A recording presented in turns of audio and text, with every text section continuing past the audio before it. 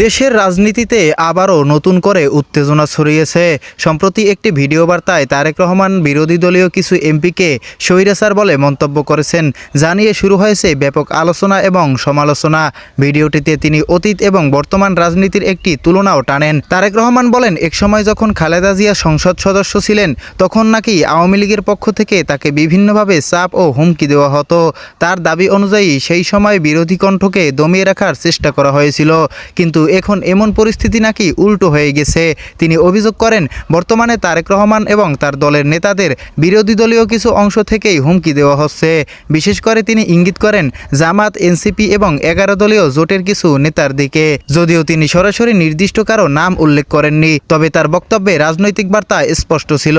এই মন্তব্যের পর রাজনৈতিক অঙ্গনে নতুন করে বিতর্ক শুরু হয়েছে।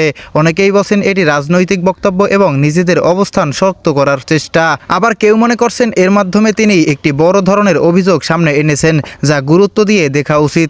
এই পুরো ঘটনায় একটি বড় প্রশ্ন সামনে আসে, বাংলাদেশের রাজনীতিতে কি সত্যি বিরোধী কণ্ঠ নিরাপদ, নাকি সময়ের সঙ্গে সঙ্গে শুধু পক্ষ বদলাচ্ছে কিন্তু পরিস্থিতি একই রয়ে যাচ্ছে? এখন পর্যন্ত এই বক্তব্যের বিষয়ে অন্য রাজনৈতিক দলগুলোর পক্ষ থেকে স্পষ্ট কোনো প্রতিক্রিয়া পাওয়া যায়নি, তবে বিষয়টি নিয়ে আলোচনা থেমে নেই। সবশেষে প্রশ্ন হলো, এটা কি বাস্তব অভিযোগ নাকি রাজনীতির কৌশলগত বক্তব্য?